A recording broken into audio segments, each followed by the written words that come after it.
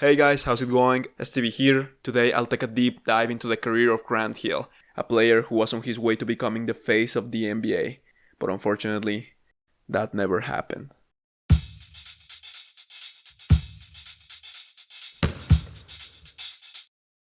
Grant Henry Hill was born in Dallas, Texas on October 5th, 1972. He was introduced to the world of sports by his father, Calvin Hill, who was a running back for the Dallas Cowboys in the 70s. Once his father retired from the NFL, his family moved to Virginia, where he quickly became a basketball prodigy and was named to the McDonald's All-American game. Hill later selected Duke University as his next destination, where he played 4 years and won 2 national championships, averaging 17 points, 7 rebounds, and 5 assists. He became one of the most iconic and significant players in Duke's history, and now you can't talk about the Blue Devils without mentioning his name.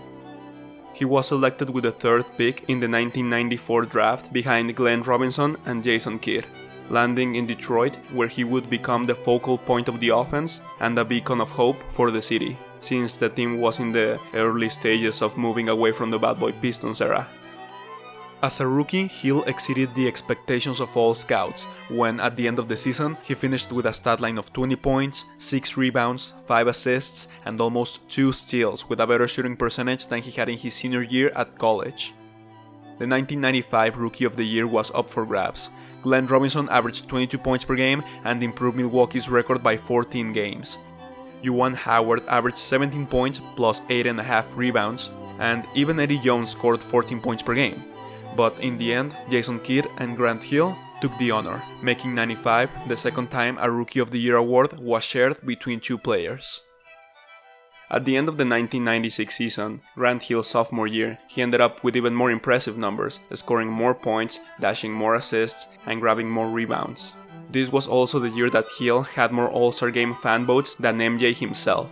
Most importantly, the Pistons finally made the playoffs after a 3-year drought, but they unfortunately lost in the first round. Still, Grant Hill in his first taste of playoff basketball maintained his composure and even improved his shooting percentage to 56%, 10% above his regular season percentage. That simply does not happen often.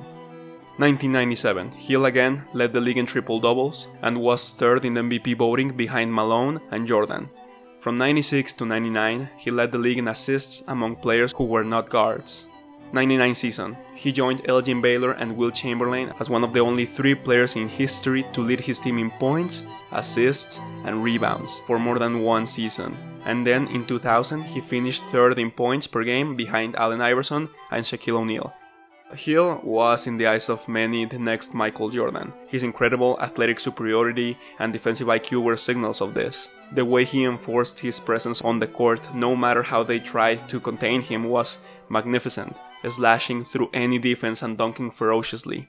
And although not a talented 3-point shooter, he set himself perfectly 16 feet away from the basket and was money from that range, resembling a particular shooting guard from Chicago.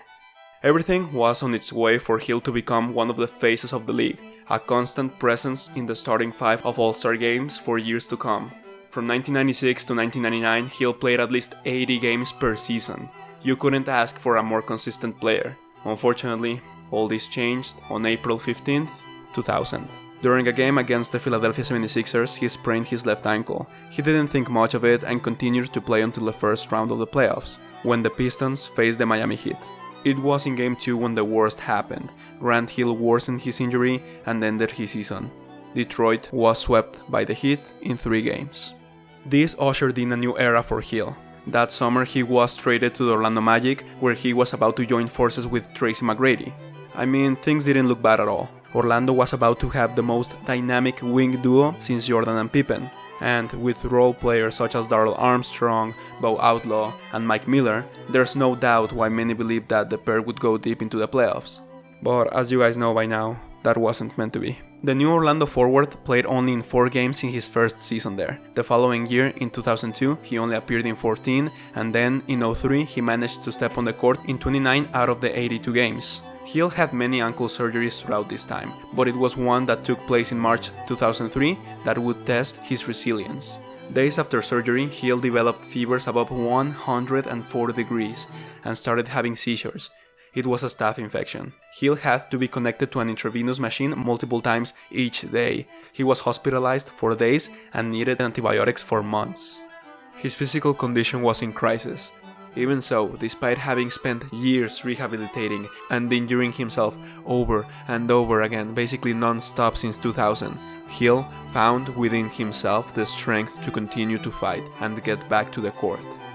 He finished the 2005 season playing 67 games and averaging 19.7 points, 4.7 rebounds, and 3.3 assists, with the highest shooting percentage of his career. And this is where the second half of Grant Hill's career begins, one in which he excelled as a role player and left his days as a superstar behind. This may sound disappointing, but I see it as inspiring. In 2007, he was traded to Phoenix, where he remained relevant as a starter for a team with championship aspirations until he was 39 years old. He retired after the 2013 campaign at age 40. Grant Hill's career has an asterisk on it. LeBron James before LeBron James, many analysts call him now when they reminisce on the incredible feats of the Pistons forward. We just don't know what he would have been capable of if his ankle hadn't failed him. But I wonder, would he have come to be in the stratospheric category of Kobe Bryant, LeBron James, Michael Jordan, or maybe one level below with Kevin Garnett, Charles Barkley, Julius Erving, or maybe his 7 years of elite play is enough to put him up there? No one has the definitive answers to these questions, and that is what makes them fascinating. But what I take away from this story, beyond the what could have been, it's what it really was. A man who went through the worst imaginable situations for any athlete, through hell, and came up from the other side of adversity stronger and wiser. Grant Hill was inducted into the Hall of Fame in 2018, and in my opinion, these kind of accolades were created to be received by players like him.